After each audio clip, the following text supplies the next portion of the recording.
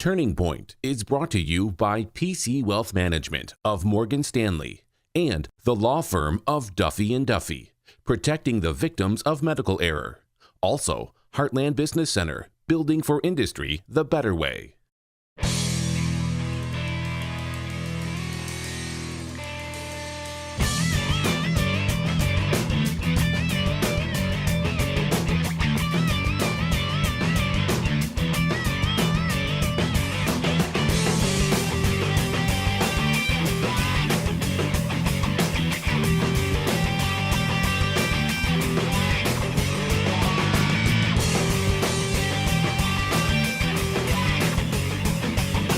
Welcome to Turning Point. Our very special guest is publisher, writer, Avi Gvili. Avi, how are you? I'm well, thanks. Thank you for having me. Yeah, not only are you a publisher, and it's a small publishing house. Let's talk about you. You started it up on your own. We'll get a little bit into this. But you're a historian, and you're into the history of publishing. Give us a little background on the history of publishing. Sure. For much of the history of publishing, it was in the hands of the elite and the religious people. And up to the 15th century, with the advent of the Gutenberg press, really the average person didn't have access to books. So reading and writing were just for the very, very wealthy and the religious people. And with the advent of the Gutenberg press, really books became cheaper, more readily available, but still they were expensive for people.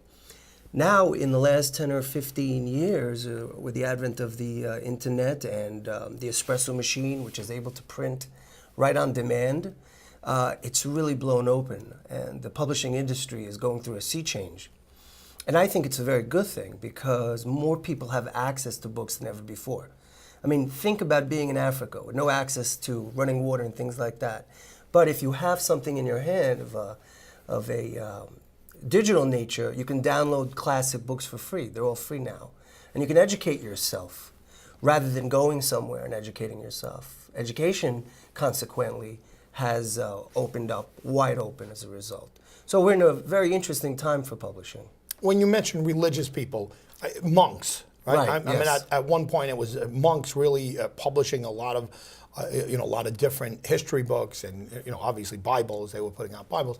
But a historian that I love named Eugene Weber, and he passed away a few years back, but he had a series called Western Tradition. And he came up with the line, he said, look, the reason you read about clergy and you read about rich people is because that's who wrote history. Mm-hmm. If dogs and goats could read and write, they'd write books about dogs and goats. They wouldn't write them about things you don't know. So there's very little bit of a history line to the poor people in there. You would hear what they were living like. You get some idea of what it was like. But poor people historically just didn't read. Yeah, that's true. They didn't have any access to books. The majority of human beings on Earth, I know it's a staggering thing to think about, but the majority of human beings on Earth were not able to read, not able to write. And the means of information was in the hands, as you said, of the monks who would copy book after book by hand. And so to make even copies, they would have to do it by hand. And it's only in the 20th and 19th century that we've come to understand that as books were duplicated, there were mistakes. And so we had to question the accuracy of, say, the Old Testament or the New Testament or various books that were duplicated year after year after year. There was consistency, but of course human error allows for mistakes every so often. But it's true, poor people didn't have access to information. When we talk about publishing, we're talking about a couple different things. I mean, there's certainly news reports and the publishing that comes along with that. And then we're talking about books. Mm-hmm. We're talking about books or periodicals or whatever. Obviously, they came first. The books came first. And I don't know if you know this, and I know this isn't your expertise, but when did the press emerge? It's the Gutenberg press around the 1400s that was really the sea change in publishing. And when I say the press, when did media, what we would call loosely media, newspapers, when did that emerge?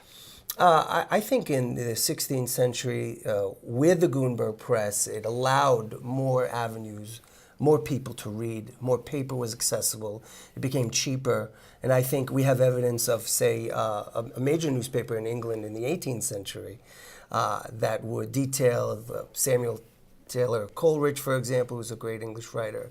People studying his life know a lot about his life through this press, who he would send information to. Now, we're skipping over hundreds of years in order to do this. Right. In the 80s, I published a newspaper and a magazine with my brother, and we took it national.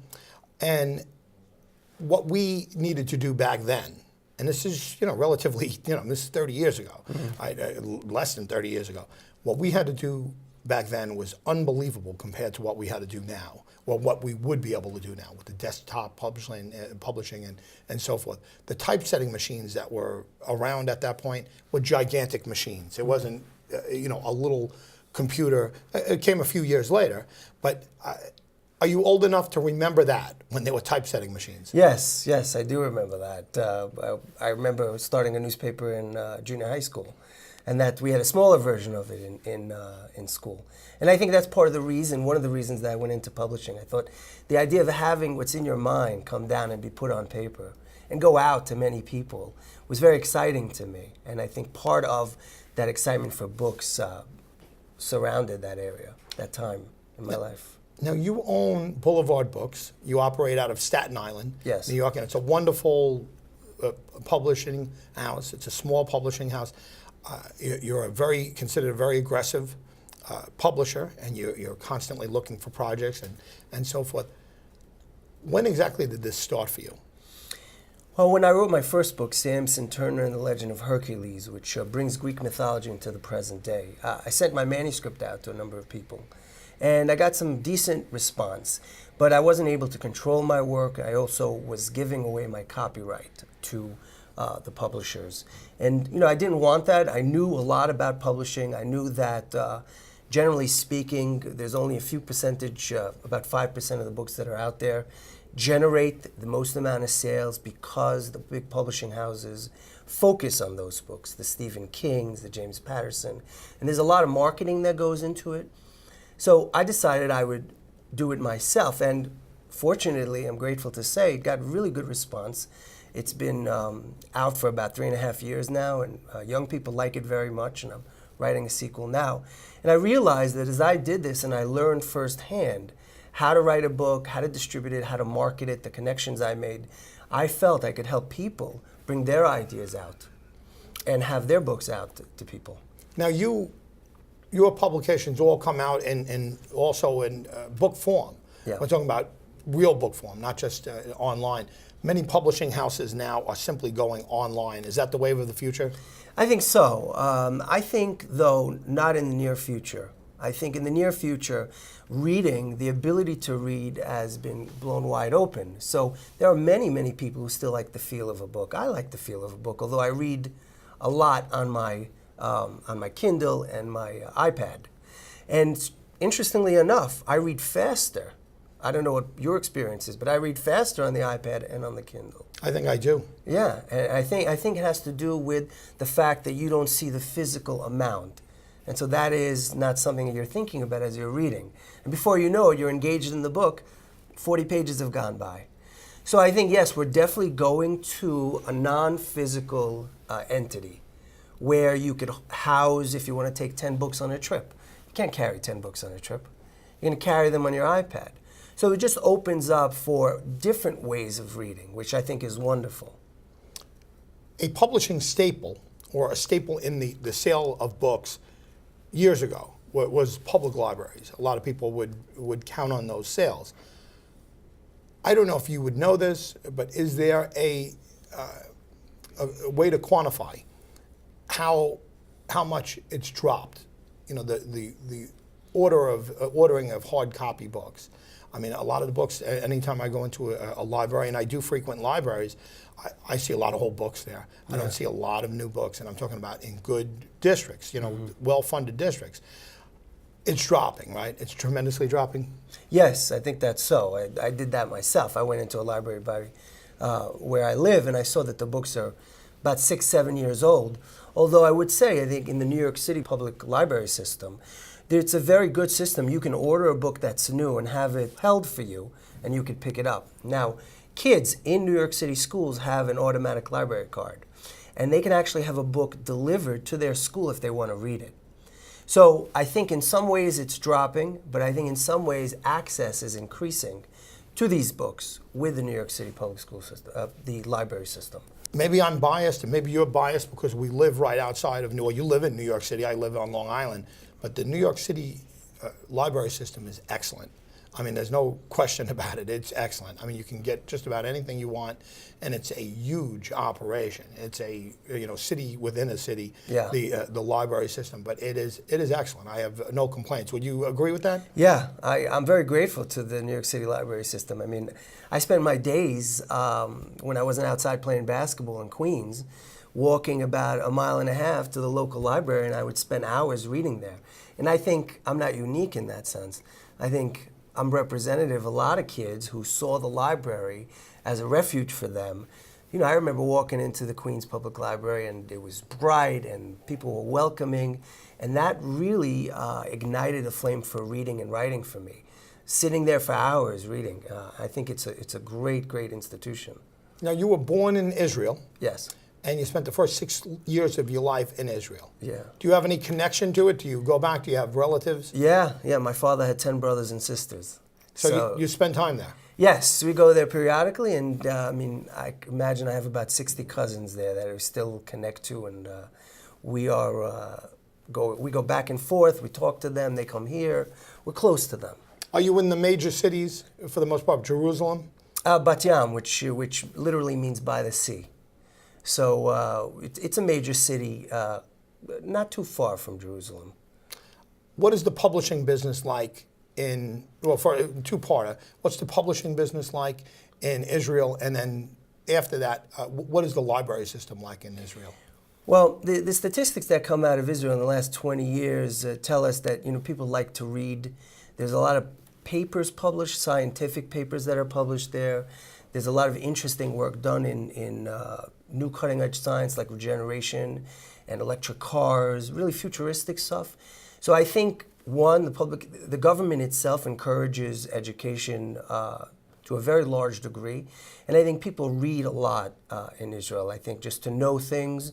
And also there's a lot of pressure on Israelis because they go to the military up to 21. And at 21, it's mandatory. Mandatory service. And at 21, then they start their career, whether they go to work or they go to school. So you can imagine at 21, after being 3 years in the military, you're saying, what am I going to do with my life? So there is a real push to get them back into university and to really engage in the local economy and in the sciences and in the arts of Israel. Does Israel get a fair representation from the press? Usually when people say Israel, you're thinking in the back of your mind all the press coverage, and you're thinking about dodging bombs and all the trouble. Have you seen violence over there? Yeah, I mean, one of my mother's cousins did die years ago in the 1973 war. And of course, it's a constant topic of conversation all the time. What does the future hold? How do we go forward? So yeah, it's a subject that is all the time, and it's constant, it's complex. It's also interesting what can happen, what will happen. Now, your relative died in the war. I mean, that's different than dying in let's say a suicide bomb, God forbid, or something along those lines. You haven't seen anything like that. You've been back and forth to Israel, and you haven't seen that type of behavior. No. Inside Israel is pretty safe, I have to say. Contrary to what you see in the press, it is relatively safe there. And, it's a beautiful country, really gorgeous. It's a Mediterranean country. And the people are wonderful. They're under a lot of pressure, as you can imagine. But I've never had a bad experience there going back and forth. It's someplace I would like to go. I plan on going. It's always when there's a heightened alert that people are concerned. But again, let's go back to the media, and let's go back to publishing. In many ways, broadcast media is responsible for much of the way we feel about different areas and the perception we have. And I'm not saying it's anti-Israel or anything, but you focus on the negative. I think, again, I'll go back to Eugene Weber. He said, a woman loving her children or a husband being loyal to his wife is not news. It's only when they beat each other or they kill each other that people want to talk about it. So it's the same thing when you get there. And Israel, it's a hot topic, and it's a hot topic when there's bombing going on. There's a journalist named Lipman who wrote a book about perception and how perception is shaped by the press. That's very clear. And we know many examples throughout history of where people who had tremendous mind, tremendous capacity were never known because they were excluded from the press. So getting back to Israel, yes, the American viewpoint is shaped by the press. For and against. I wouldn't just say I've seen just one trend. I think there's been a for and against. It's a complex situation, one that I'm very interested in, that I read a lot about, I talk to a lot of people. Doesn't have any easy answers. So you're born in Israel. You spend the first 6 years of your life there. You come here with your parents. Your parents are still with us? Yes, thank God. Right, and they're still together. Yeah, right. After 40 plus years. Which is a rare thing nowadays, right? It is, not always. It's not always the case. Yeah. What did you do when you got here? Directly to New York City Public Schools? No, I went to a private yeshiva school for up to 5th grade, and then my parents put me in a public school in 6th grade. And I'm grateful to them for putting me in a public school because the education was very good. For me, I grew up in Forest Hills, Queens. So I was there until high school, went to a couple of years in Forest Hills High School, and then went to Staten Island, Susan Wagner High School, which was also a good experience. When was the first time that you even recognized or understood what publishing was? I think when I started writing at the age of 35, I had always wanted to write a book. I've had that in the back of my mind since I was at college. I did an internship for the Cooperstown Gazette, and well, you were up there. You were up in Oneonta? Oneonta State, yeah, as an English major, and I did an internship, and I realized I wanted to do very much something within the fields of writing, English, publishing. And as I began to write my book, I realized this is an industry that I enjoy very much. I also enjoy encouraging people and creating the book that's going to be out there, really all over the world, because my company has worldwide distribution. And trying to bring something authentic, the sparks of genius that I call it, that people have, and cultivating that and bringing that out. I think that is something that I really enjoy doing. What do you look for? Now, let me broaden out a little bit. Mm-hmm. The big houses can handle certain books that are the mainstream buys, and they could print 100,000 copies or whatever, and they could put the money into it. A small company like yourself, are you forced, or at least does it lean that way, to get things that more of a niche? I don't know if it's more of a niche. I look for authentic manuscripts. In other words, I don't look for what people will read. I look for what is solid in and of itself. So, for example, we recently came out with a book written by a man named Gregory Dickerson. It's the name of it is Stephen, and the subtitle is "Do You Really Need to Use the N-Word?" And it was an African-American man in his early 50s who was a writer and who wanted to encourage young people, young African-Americans, to stop using this word. Because he grew up feeling that this word was tantamount to slavery, to something really heinous. And so he wrote this book, and I thought this was a great idea, and we've gotten good coverage for it. But the fact that he wrote the book, the subject was authentic, and it really is striking a chord with people, older people who want to encourage younger people to say, listen, this word has many dimensions of hate to it, and you shouldn't use it. And it's a good book, it's a good narrative, and that's how I judge. I read a lot, and I try to choose books that connect with something outside in the world, and this is definitely one of them. See, that's an important subject. I mean, that's something that that people, it might not get all the headlines, but it's an important book. Right. Now, you're an educator as well. You've been a dean. You've been an instructor. What's your specialty? English, I imagine. English, yeah. Language arts. Yeah, reading and writing. Are you seeing things getting better than when you were younger? Are things getting better, just in general, society? Is society getting better? And you're looking at it from a very young standpoint. I mean, what do you think? Do you think society's getting better? I do. I'm an optimist. I think things are getting better. I think our children, I have 4 children, I think that they know a lot more about the world than I do. They've never heard the word, or they've never heard my wife or myself say the N-word or offensive terms like that. And even less offensive things, political correctness. And I know why people have trouble with all of the political correctness. I get that part. But the political correctness, I think, has also shaped how our young people are and how tolerant they are. I mean, do you realize a friend of my son, my young son, for many years, he was talking about him in school, and I had never seen him. For whatever reason, I had never seen him. And then when he came around, he was an African-American kid. And he just never mentioned that he was an African-American kid. I think that would be unheard of when I was younger. I think it would be, I would have said, I have this friend, he's black, he's African-American. I don't even think we were using the term African-American back then. I think it was, I'm 47 years old, probably black was the term. So I think we've become, and our children have become, more accepting of people and just seeing people in that way. In that sense, I do think that we're getting better. In the other sense, and not to take away from the question, but you did ask me, the other ways is technologically. The kids nowadays, and I know there's a lot of critique that goes into that they should be out there playing basketball, they should go out there. I think the jury's still out, but I think a lot of these young people, with what they're learning on the internet, the instant information age, the 24-hour news cycle, I mean, you could make arguments either way on that, but the information superhighway, right? They used to call it. It's an amazing resource for them, and they're growing up with this. These kids know a lot more than I did at the time I was their age. A lot more. I agree with you in that sense. I think there are so many. Getting back to the reading, I mean, you could actually educate yourself today. There's a term for it, autodidact.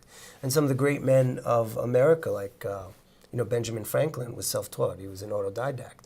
And also a publisher. Yeah, also a publisher, a printer. He set up the first library, first firehouse, a politician, a statesman. He was just a great man, and his autobiography is, I think, required reading for any person. It's great. My concern, though, with technology is and it's been documented in research, is the desensitization that occurs in video games. A lot of people don't know, but it's common knowledge in the military books, is that a lot of these video games derive from military technology in the Vietnam War. Throughout the 20th century, they've been trying to increase the kill rate. And there are a number of people who've written about that. And the kill rate was very low up until the Vietnam War. And then they instituted various games to increase kill rate, to desensitize people. And one of the things we see in the books of the descriptions of these young men who are going into these school buildings is the common element is these video games. Not to sound too sensationalistic, but as an educator, I've done a lot of reading on the subject. And video games, the very violent, intense video games do desensitize kids. For example, I don't allow my son to play these video games. How old is your son? He's 9. And he'll ask me for it, and I'll say no. How long do you think you can hold out? That is the question, right? How long? I hope that I can get to him logically and show him what I feel so that he doesn't go towards those video games. But we know those video games do have a bad effect. They actually do desensitize. And it increases reactions, and a connection to violence that I didn't have growing up, and certainly you didn't have growing up. So while technology is wonderful, it's like anything else. It has to be used well, and it has to be used in behalf of educating young people, educating all people. Avi Gvili, we have about a minute left with you. You're the publisher and the owner of Boulevard Books, publisher of many books and an author. What does your next year look like writing-wise? What are you writing? Well, I'm now working on the sequel to Samson Turner and the Legend of Hercules, and that is Samson Turner and the Quest for Olympus, and piggybacks on this character's quests with the Greek mythological characters. And I'm also going on a speaking tour for my second book, Life and Love and the Like, Stories from the Everyday, and I've got a number of books that I'm working on to get published. How hard is it to get, and we have about 30 seconds left, to get venues for a small publisher, for a writer who's putting out his own stuff? How hard is it to get venues? You know, I think if people see that you are really engaged in the industry, they will ask you to come. For example, I have an agreement with iTunes, which took me about 2 years to set up. It's a distribution agreement, and they look that up. You know, people look that up to see if you're a legitimate publisher or you're just an indie publisher. So I think once they see you're authentic and you have good work, I think they will invite you. We're about out of time. How do people follow you? Facebook, I have a website, 2 websites. I'm on Twitter, avigvili.com, boulevardbooks.org. I'm around. Avi Gvili, thanks for being here. We'll be back next week on Turning Point.